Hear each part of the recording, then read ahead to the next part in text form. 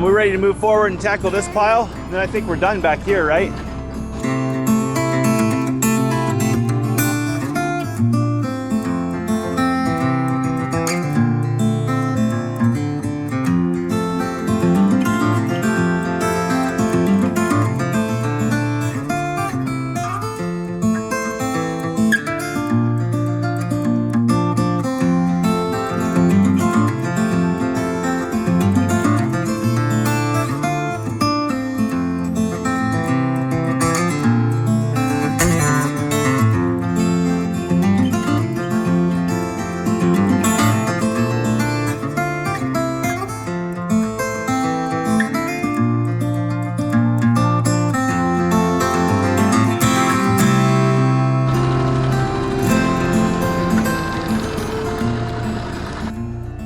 I'd say there's probably about 5 to 6 yards. We'll say 5 on the conservative side of wood chips here. There's a good chance if you watched yesterday's video, you think you clicked on the wrong video, because this is a redo of yesterday, an encore, except we got more work done in the last hour than we did all day yesterday.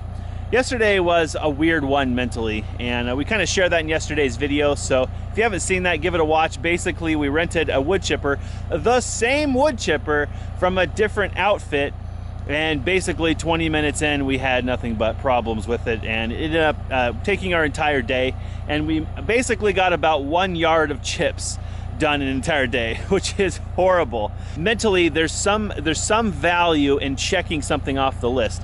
Alyssa and I are so busy that we keep our entire everything in a to-do list, a software that we actually keep on our phones, because if we don't, we're gonna forget stuff. We still forget stuff, and things of course filter their way down the list. But big projects like this that consume a lot of energy and time, it's good to just check them off. That way we don't have to try to keep track of where we were when we stopped. And so we decided to actually contact a different rental agency and get a different chipper. We thought it was gonna cost quite a bit more, which is one of the reasons I was hesitant. I said to myself, at some point, this economically makes no sense. If you watched yesterday's video, I posed a challenge, and that was to make this make sense economically, and yesterday was a complete dismal failure. Today, we're off to a good start. I don't actually know how much these wood chips cost. We called a local place to see how much they charge for this type of a product, and they said $15 a yard. I don't think that's what this product is, but you know, I could be totally wrong. This stuff could be dirt cheap, in which case it's gonna be really difficult to make this make sense economically, because the rental on the chipper is about 200 bucks with tax, and then we have all the time and labor cleaning this property up, getting all this stuff put in one place. That's factored into the value of the chips. And then of course, running the chipper, that takes time. So pretty soon we're losing our shirt on this thing. But we know that we can use this stuff on our property. And if you watched a couple, 3 days ago, their video where we talk about the economics of not being taxed on your labor, that's kind of where we're at right now with this. So we can add a lot of value to what we're doing. So today we're gonna try to get all this chipping done. We're trying to get the garden kind of wrapped up for winter, get the property cleaned up. That way, if we do get an early snow, which can happen, we're not kind of left with a half-done project. And then we can start working on the house again. I was really happy when I drove into the rental yard and I saw that it's actually the same make and model of chipper that we had. I guess I was also scared because we were having problems with the other one. But we had rented the other one in the past and had no problems at all. And I'm excited to say that this one is running great. They just put brand new knives on it, and we were able to feed a ridiculous amount of material through this little tiny chipper right quick and in a hurry. That's what we should have got done yesterday. If this is the first video on our channel that you happen to stumble on, you'll learn about Alyssa and I that we really like to maximize the materials that we have. We've kind of taken a lesson from sawmills, and we try to make something from everything. We actually made our own timber frame, and we built our house with it. And we have since been creating endless value from the logs that we purchased to sawmill and build that timber frame. We've made flooring, we've made chips for the garden, we've made lumber for our sips, we made lumber for friends, we've used things from the boneyard to build little contraptions and other projects. And of course we made a lot of wood chips for the garden last year. That's mostly what we used to make those chips, was the offcuts, the mill ends from the sawmill. We had a few dead trees here on the back of the property that needed to be cleaned up. They're beetle kill, and ideally keeping them cleaned up will hopefully limit or mitigate to some degree the transmission of those beetles. Of course, if a tree's dying, there's not a lot we can do about it, but we've yielded probably over a quart of firewood from that, and we also have these wood chips. So far this project has been good. We're also keeping the property clean, and we don't have a tremendous amount of timber to start with, so we really do want to take care of what little we have by managing it well.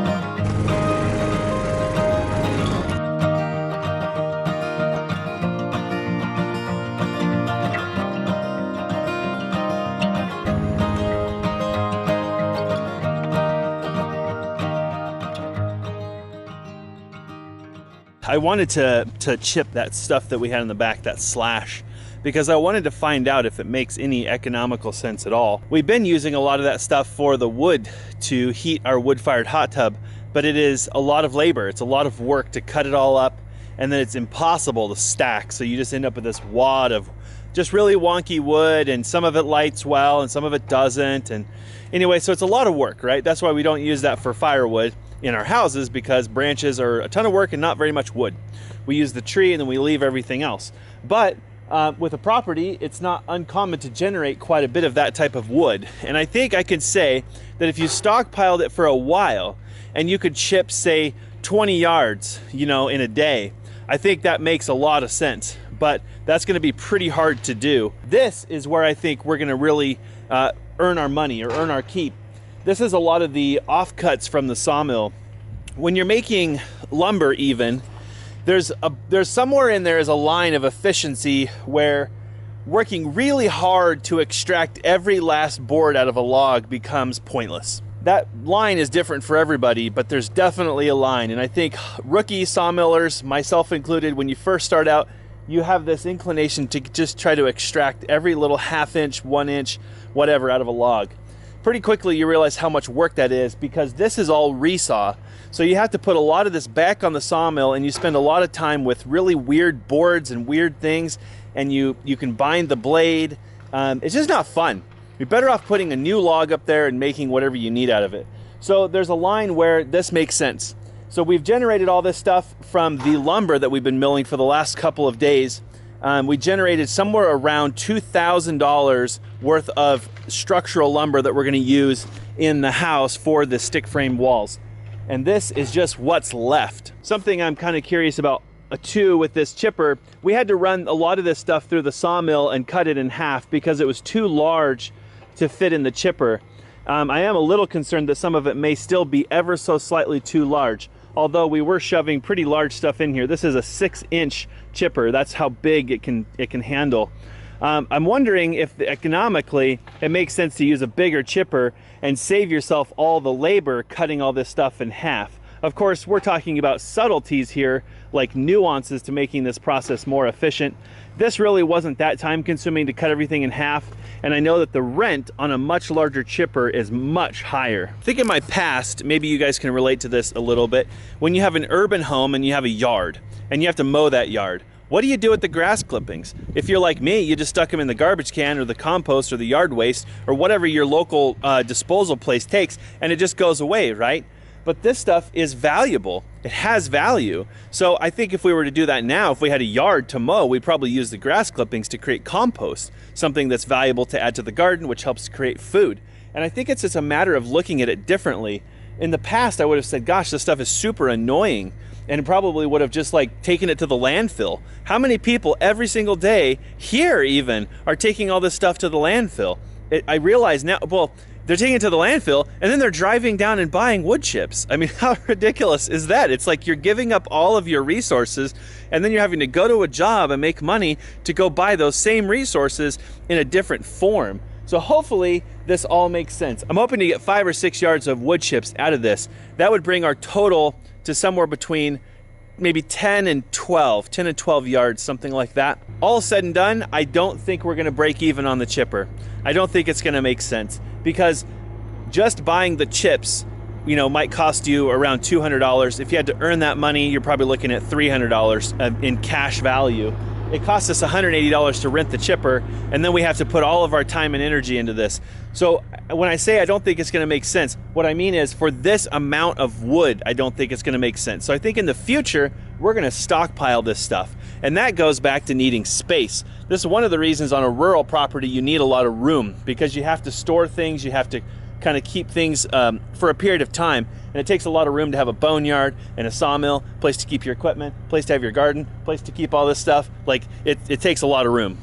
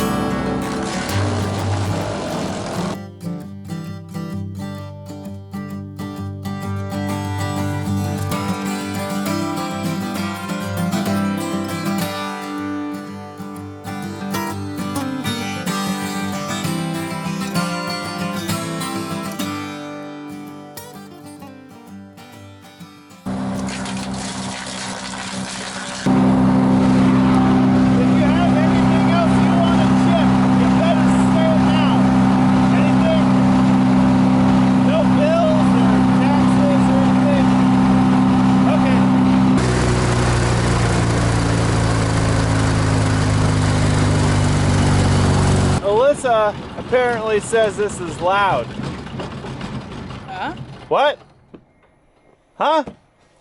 Well, I think we have effectively chipped nearly everything of chippable value. It was tempting to chip some of the stuff that's in our boneyard just because there's this, like, someday, one day, been gonna, maybe one day, and I don't know, we're gonna leave it whole because right now it's still valuable. So we'll leave it in the boneyard. But boy, did we get a haul. That's way more than I thought we would get. What do you think that is? Probably 7 yards? You think it's 6? 5.5, maybe 6 yards? Well, that's what I was hoping to get, was maybe 6 yards. I think we probably got about 5 in the back, roughly. So if we got 11 yards, what I really need to do is figure out how much this stuff is worth. Because if it's 15 a yard, we just lost our shirt. Triple double hard. Yeah, I think bigger piles. This went pretty fast. We're into this pile for about 1.5 hours or so.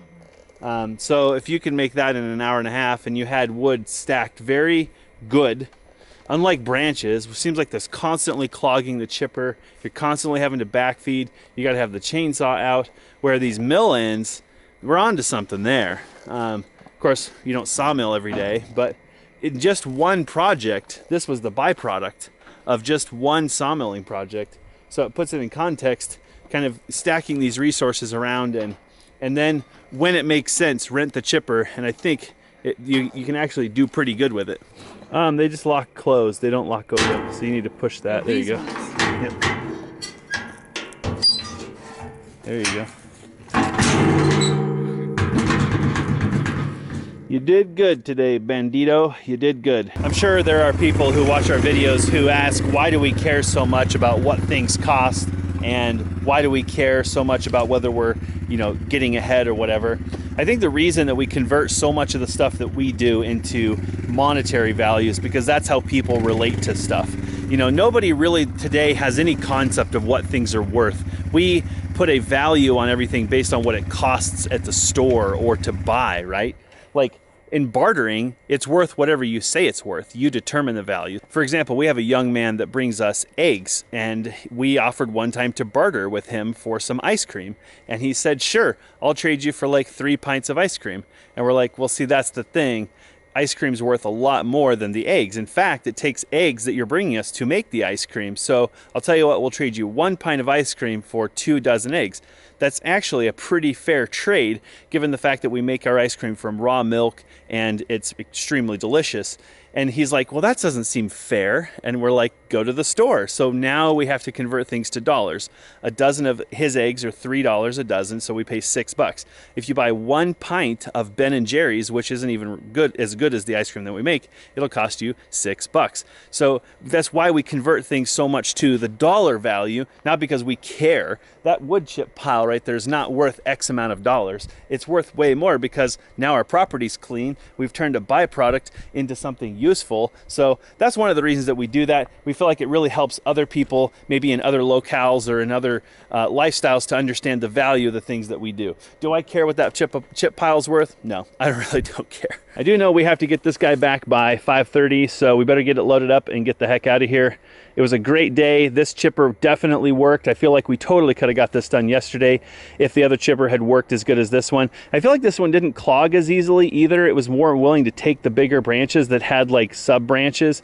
The other one, man, it seemed like between all the problems, we would have been at this for 3 or 4 days anyway to get the job done. So if you guys are curious, we chipped about 11 yards of chips in about 4 hours. I'd say total working time. Of course, we weren't working our butts off, but that's not a bad production rate. I thought I'd share just one quick thought about the value of a tool like this. We don't own one, but one of the reasons that we invest so much in equipment, I say invest because it is not just for Jesse and Alyssa. We have many neighbors who borrow this equipment and who benefit from it.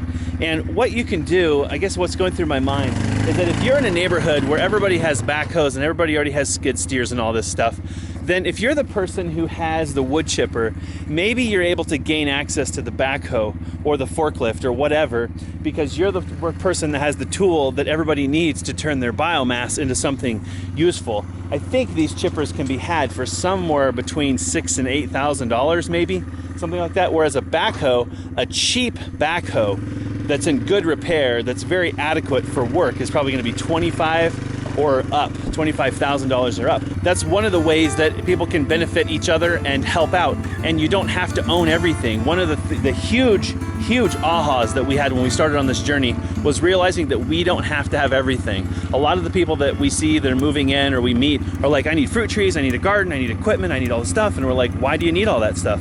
For instance, there's a lot of fruit in the forest. Why is everybody planting all this fruit? It grows in the wild for free. You don't have to grow, you don't have to water it. You know, it's a lot like meat. I mean, you go out, you shoot it, or you can raise a cow. We're not dissing people who raise cows. Go ahead. But if there's so much meat out there in the wild for free and we can just go get it and it raises itself, there's benefits to that stuff.